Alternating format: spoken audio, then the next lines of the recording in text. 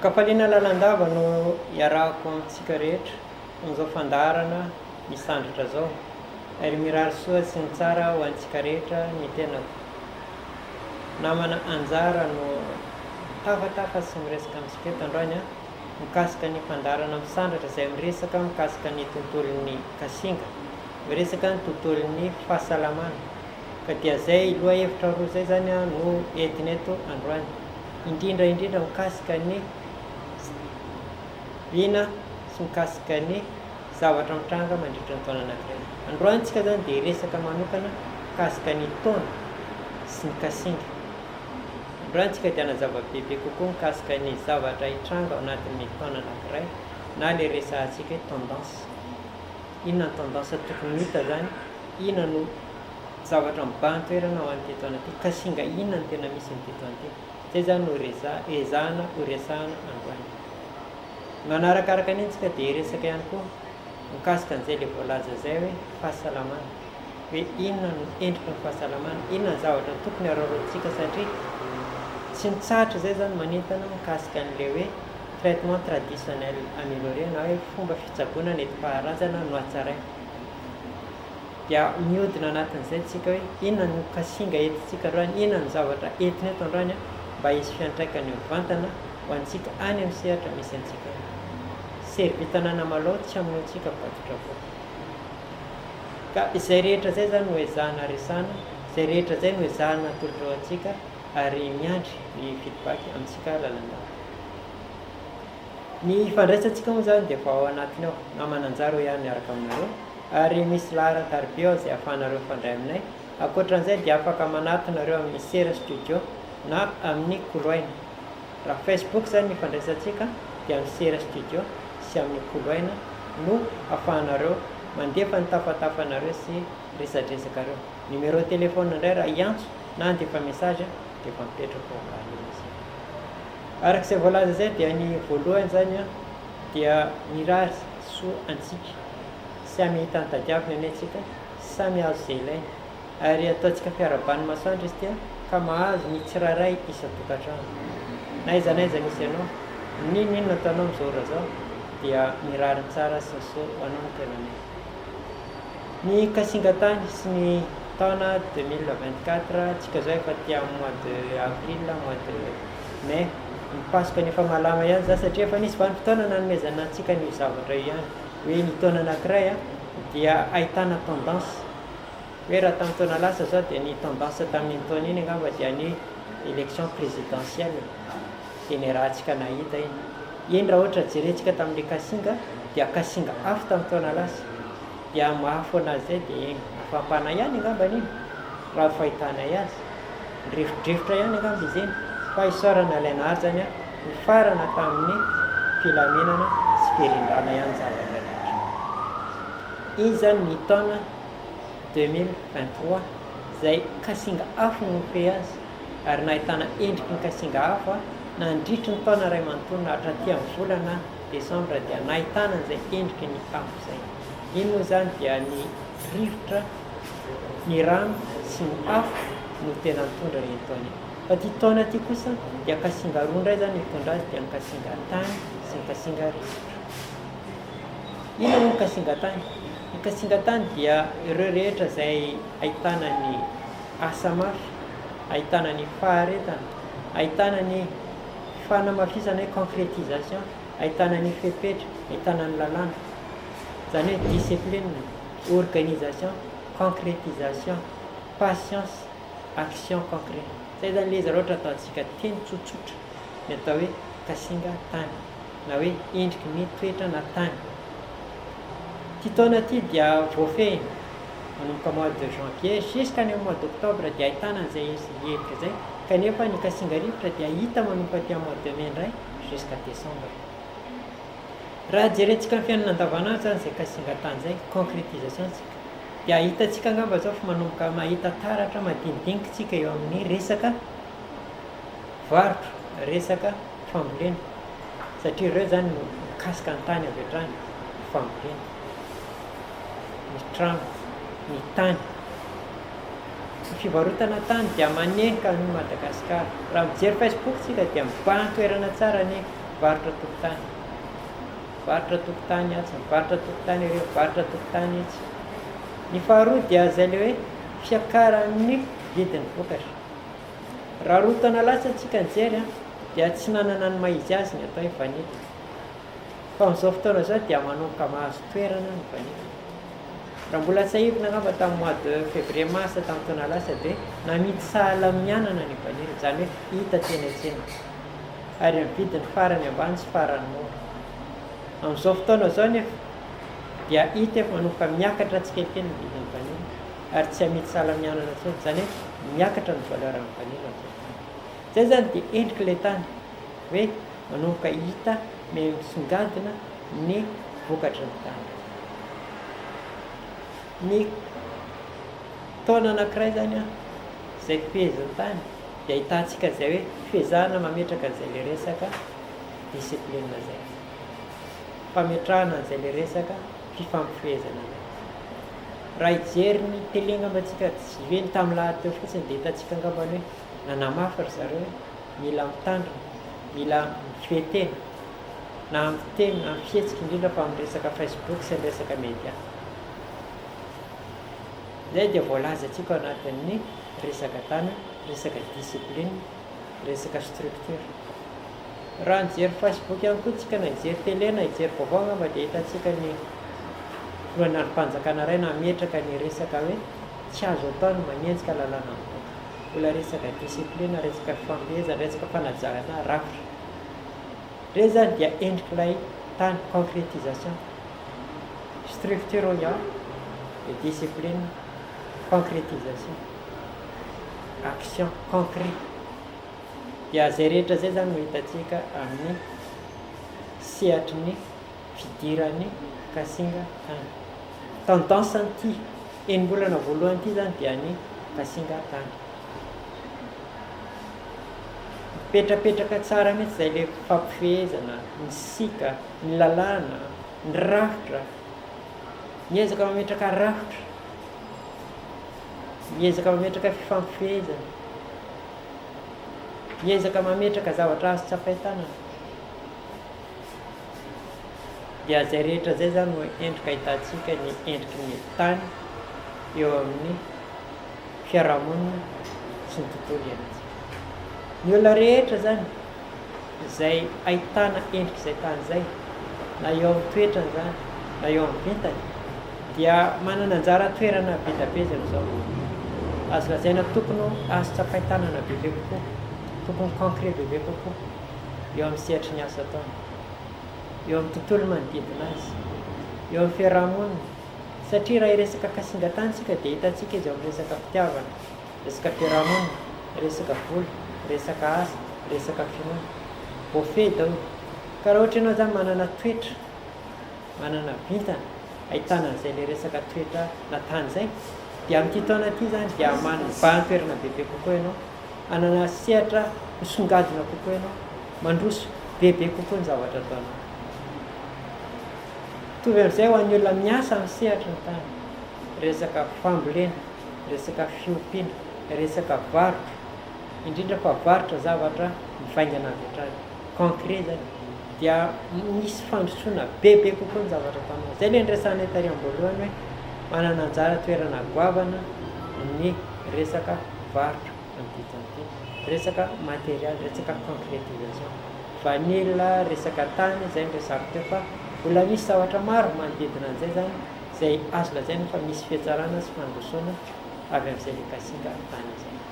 Raha ohatra ianao zany ka manana toetra zay le concret zay, manana toetra zay fampifehezana, lalàna, fepetra, faharetana, azo tsapain-tanana, dia ity taona ity zany dia anisany ahitanao an'izay zavatra zay.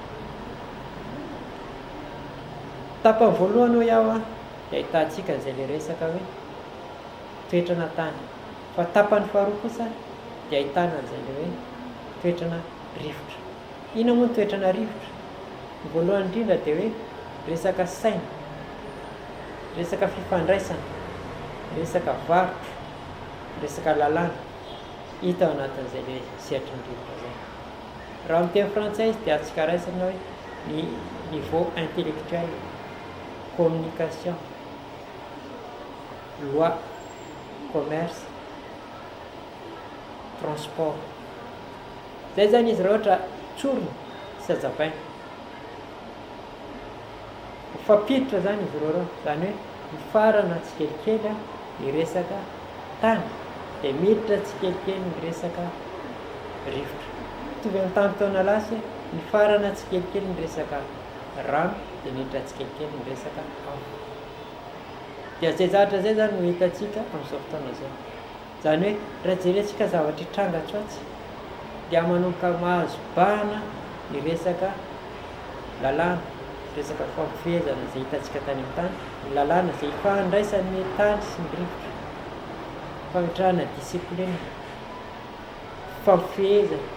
Raha jery tele fotsiny tsika hoe nanazava ny antom-panjakana iray hoe ny tsy azo kritikena ny lalàna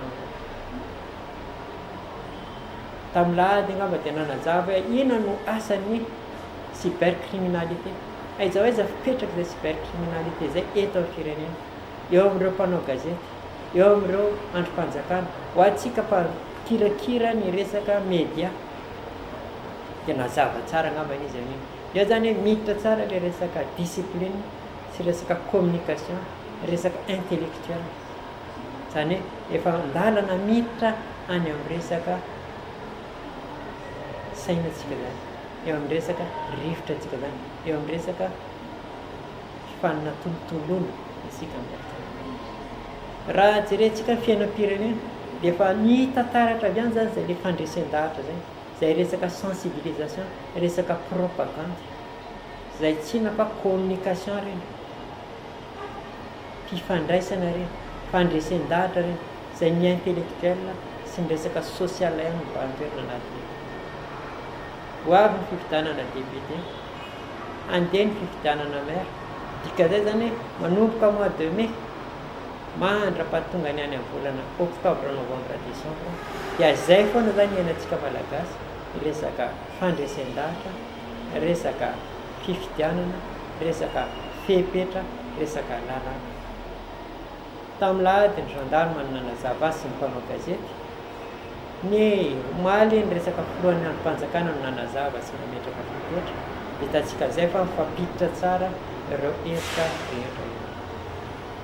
Ireo rehetra zay kasinga rivotra zany dia hanana anjara toerana goavana manomboka mois de mai sy mois de juin jusqu'à ny amin'ny décembre.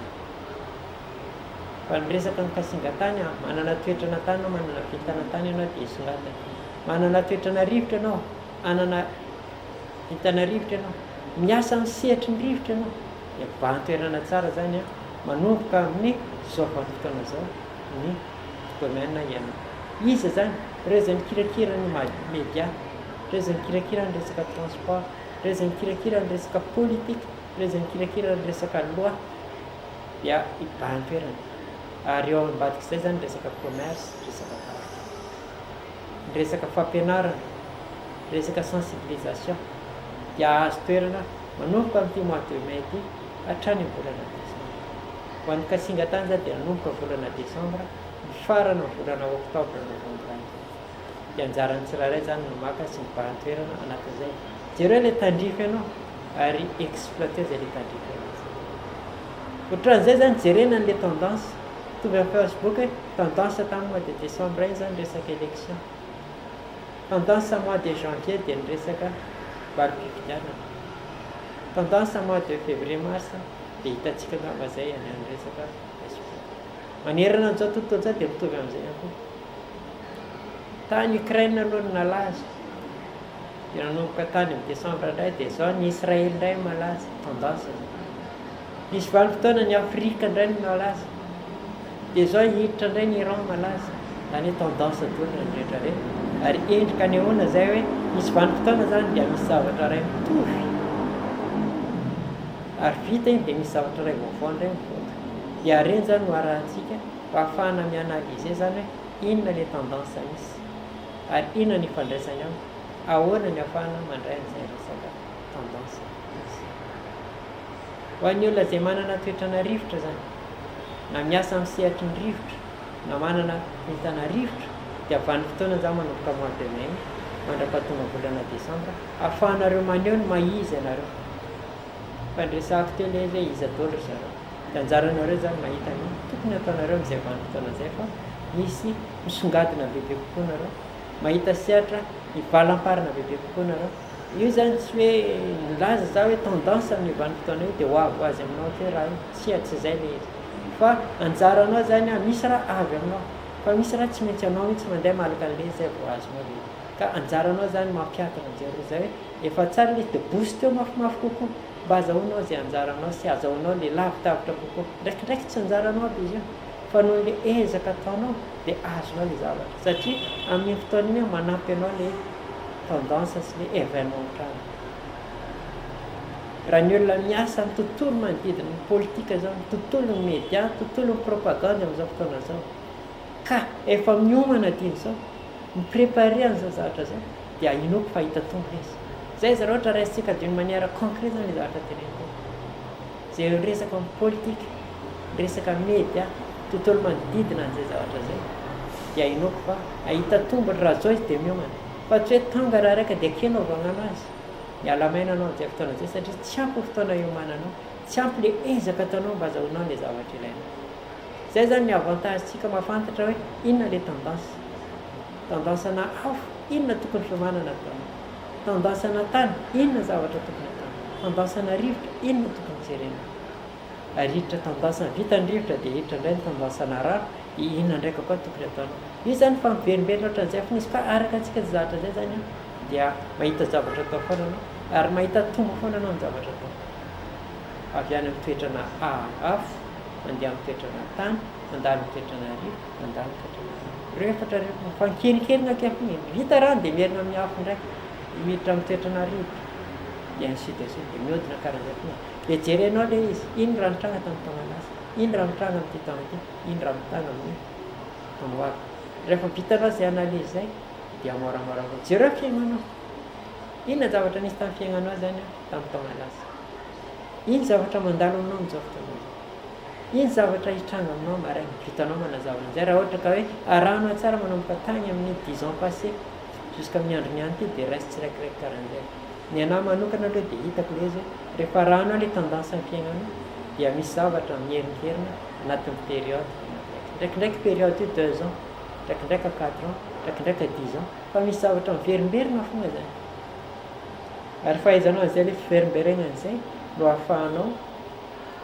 maka tombony amin'olona misy ny an'olona sasany rehefa nombre paire ny taona de amilentika izy misy ny sasany impaire misy ndraiky ny sasany isaky ny décembre izy no milentika mamesy papa za zany isaky ny décembre izy no mipaintsy ny fiaina isaky décembre isaky décembre isaky décembre izy karan'izay fogna de avavantany zany zay le tendance ny fiainany de arahany iny zany de vahany rehefa décembre izy miomana ny anazy zany izy fotoana teny hoe volana décembre no mipaintsy ny manomboka aty amin'ny novembre aty jusqu'à mois de janvier fa rehefa narana zany zay tendance zay aty amin'ny mois d'octobre za de efa mividy raha jiaby ilaiko amin'ny mois de décembre afaka ho azy le mois de décembre mois de janvier za mbola mahita rirana ka ohatrohatran'izay zany le antony zay resahantsika an'izay le tendance zay hoe inona le tendance misy eo amin'ny fiainanao eo amin'ny tontolo manodidina anao de karakory fangalanao anazy de zay zavatra zay zany no avantagentsika amin'le resaka fahaizana an'izay le hoe kasinga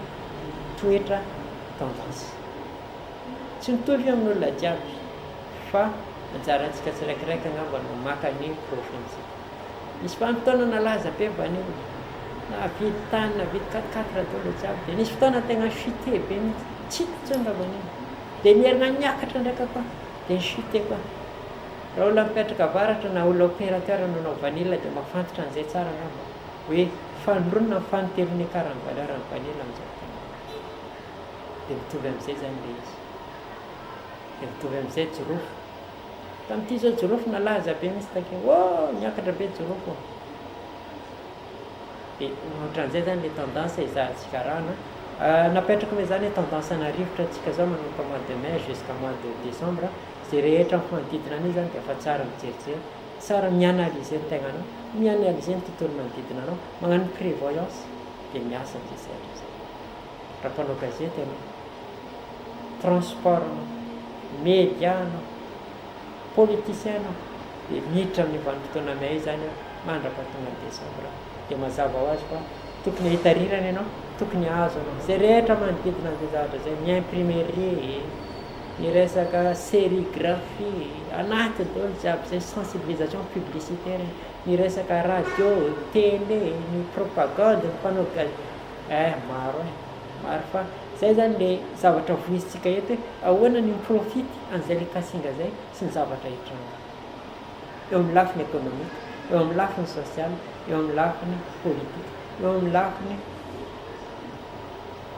rehetra ny fiainanao dia azonao resahana zay zavatra zay, azonao akanavana zay, azonao atao mipetraka zay ny mikasika an'igny hoe tendance igny na hoe kasinga rivotra, kasinga tany, kasinga rano, inona no ifandraisany amin'ny tontolo ity, inona no ifandraisany aminao, inona no ifandraisany amin'ny tontolo manodidina anao, inona no ifandraisany amin'ny zanakanao dia azonao zahana zay zavatra zay fa tsy diso fanantenana anao ary avitra. Inona ny tendance misy aminao mandritra ny taona raiky, période ina anao tegna milety ka période ina anao tegna miakatra dia ararotana fa tafavoaka anao raha zay ny araka anao à long terme, à court terme, à moyen terme, lasa anao tena assuré fa tafavoaka.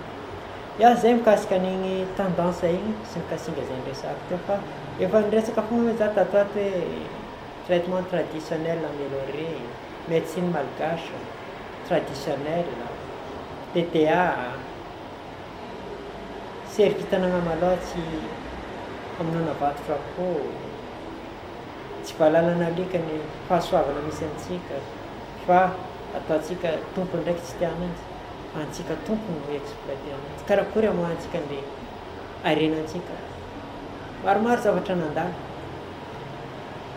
maromaro ny aretina mipoitra, nisy ny corona, nisy ny chikungunya, nisy ny valina areti-maso fa hita anatin'ireny zany ary mibantoerina anatin'ireny zany eo le amin'le traitement traditionnel amélioré. Hita zany hoe misy zavatra tegna fiovahana ary profo mivaingana zany le firoborobony le varotra zavatra rokandro tegna amorona arabe, milahatra mihitsy zareo dia zay zavatra zay zany no asiana resaka kely. Tamin'igny areti-maso iny sao dia nanazava zay teto hoe inona daholo ny tokony atao anatiny akao, inona daholo ny kasinga ilaina fa aty afara zany zay tena misy misaotra ny hoe tena misaotra nareo fa nahitam-boka an'le izy, mbola voaherinandro teo zany nahitana fa hoe areti-maso sy ny teloravo, areti-maso sy ny pétale de rose, ny areti-maso sy ny antsory dia nahitana vokany fa à condition zany hoe mirespecté fahadiovana anao dia mitandrina tsara manao an'le izy fa nahitana vokatra. Tamin'ny resaka corona zao dia nahitana vokatra ny resaka emoka dia ohatran'izay zany le izy. Tamin'ny herinandro izy zay nanazava tary amin'ny émission radio hoe ny tendance anatin'ity volana ty zany dia ny kohaka, ny areti-kibo, ny fivalanana, izay zavatra zay zany nazavaina hoe ahoana ny ahafahantsika misoroka an'izay zavatra zay satria rehefa ririnina dia tsy maintsy kohaka, sery, areti-kibo ny anisan'ny bana tazo dia anjarantsika zany mila mahafantra hoe inona ny fihetsika ataonao izy ka hoe tonga ny zavatra zay. Ny areti-kibo zao dia mibantoerina tsara be ny vahona sy ny tantely afaka tegna hoe nahitana vokatra avy hatrany le izy. Ny kohaka zao dia mibantoerina ny huile essentielle na ravitsara, ny sakarivo, ny tantely, ny citron, voakan'ireo io zany tena tonga dia azona tsapain-tanana avy hatrany.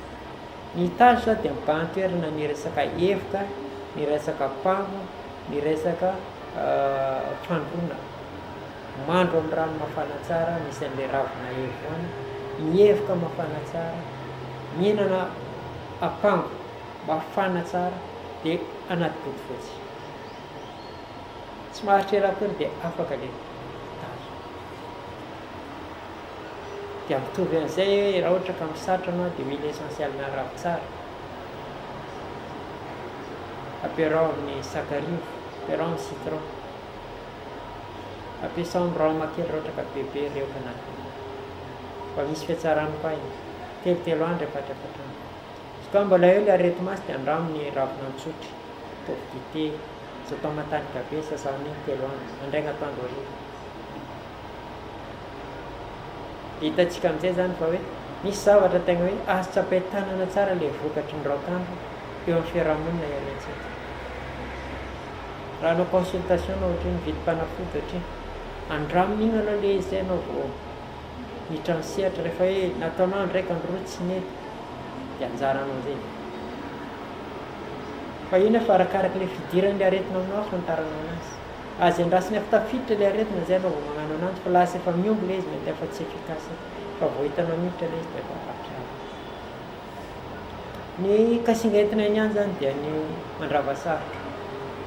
Ny mandrava sarotra zany dia anisan'ny zavatra efa lany tamingana, efa kely sisy ary tsisy raha tsy eto Madagasikara.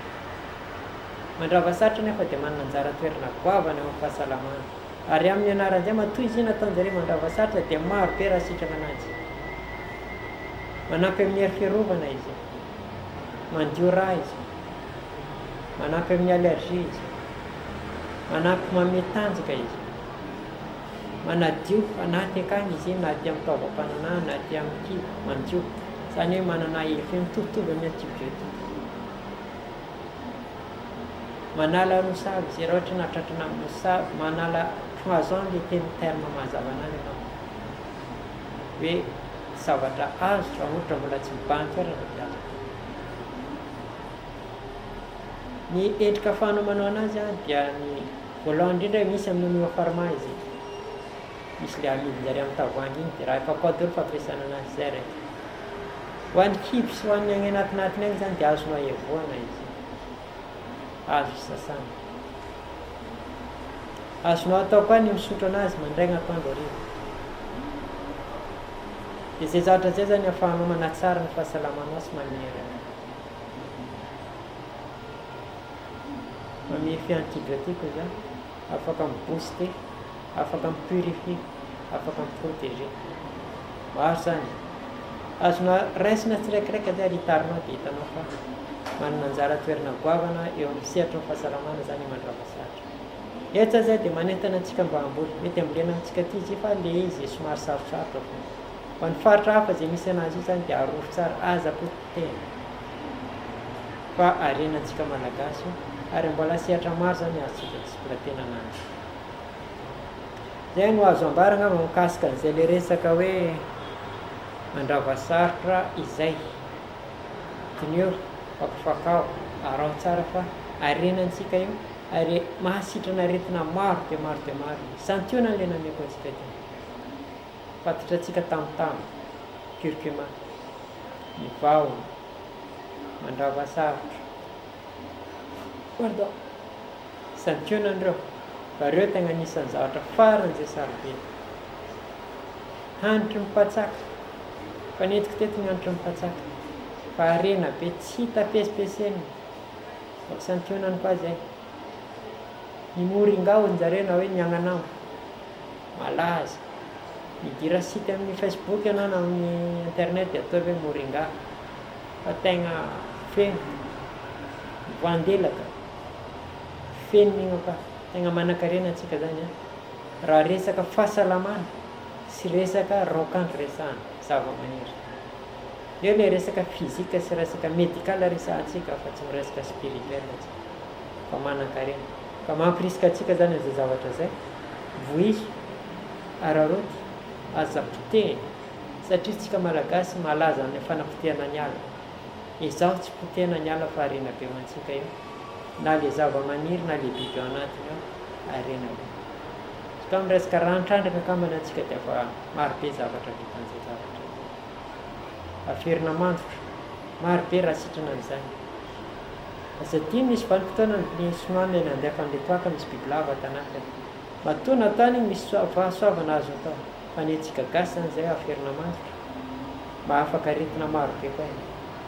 Ka regny zany no entina hanamariana fa hoe manan-karena antsika ary tsika ny tokony ho sarotiny amin'ny arenantsika. Tsika ny tokony voyany, tsy alain'le olona le fahalalantsika dia ataony anaty boaty tsara tarehy dia ataony dia iny antsika fa mividy lafo be. raha azontsika mivola 50,000 farany lafo 25,000 amidin'olona amintsika 75,000 100,000 mampalahelo zany, mampalahelo satria tsika tsy manaja ny arenantsika, arenantsika tototra izy tonga aty dia alainy dia tsika ndraiky mandeha fanazy akany. Dia izay zany mila tandramantsika, tsy mila rarotintsika zany, mila mahay manararoatra tsika, tsy andrasany efa fonga na ala jiaby zany tsika vao mitsapepy ilay vidin'ny tany hafa na hoe amboly ndraiky. Fantatra tsara fa le izy naturel sy izy ambolena tsy dia mitovy loatra, tsara kokoa izy naturel. Ka izay ngamba no entiko mikasika an'iny hoe arena natoraly na hoe fomba fitsaboana nentim-paharaza no hatsaraina, le ratsy ajanona, le tsara hatsaraina, le ajanoko ohatreo ngamba zay. Eto dia mametraka fisaorana ho antsika rehetra izay mpanaraka ny fandaharana. Matoa zay mbola eto, matoa nareo mbola mino anay, dia anohy izay ilay fifandraisana amintsika zay, izay ilay fifanankalozan-kevitra isaoranareo. Raha misy zavatra tsy azo azy aza misalasala manome sosikevitra, raha hita misy zavatra soa sy kanto aminareo dia alefaso, fa tsy ho ana raika ihany, namena za ary mizara. Dia tokony izay koa tsika jiaby, rehefa miana dia mizara. Izay antsotra atao amin'ny maso za zavatra namenana ary zaraiko aminareo fa masoa. Olona efa 5 enina ngamba nanasa masona rary tamin'nefa nalaky andraigna atoandro hariva roandro ihany dia efa sitrana maso.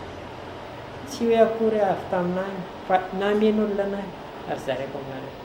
Dia mitovy amin'izay zany le zavatra filozofia vezintsika hoe manome dia mizara, mahazo dia mizara, ary rehefa mizarana dia amen'olona koa. Dia ohatran'izay le izy. Ka isaorantsika mpanaraka ny fandaharana, matoa zay mbola aketo za dia no ianareo. Sarona koa ny ekipan'ny Sisel radio télé fa mahazo sehatra zay, afaka mizaka, afaka maneho hevitra dia isaorana are jiaby anatin'ny Sisel radio télé. Sitraka eto matory sahirana Ramantsary, na ny tompony, na le tompona ndraiky, na le ekipa mpikirakira dia isaorana teo jiaby. Isaorana migna koa ny ekipa rehetra ao amin'ny Astromania, ao amin'ny Koloaina, ao amin'ny Sera Studio, ekipa teknika manatanteraka an'izao fandaharana zao. Fa esy tanjaka ho anay ary rehefa any amin'ny traka sy mandroso nareo, ka dia mankahery anareo anohana lalandava sy anahy. Raha misy hafa tia anohana sy tia anampy dia afaka manatona fa vonona lalandava zay mba hampaharitra n'ity fandaharana antsika ity. Aja misalasala. Ny toerana ahitanareo anay dia logement 72B, Bédera Côte Saint-Jean, ampitan'ny Cosmos Bazar kely. Aiza Koloaina hoe dia hitan'ny olona nareo, na hoe aiza ny fandaharana misandratra na fandaharana zaravintana dia iray ihany zay zavatra zay, Koloaina na fandaharana zaravintana na fandaharana misandratra na monsieur Anjara na mananjara dia mety tao zay jiaby zay. Zay ngamba ny azoko ambara fa dia mametraka fisaorana antsika jiaby amin'ny heriny ihany magnano misimisy. Raha misy sosikevitra aza misalasala ihany vonona zay indray. Sitraka eto matory zay. Saotra.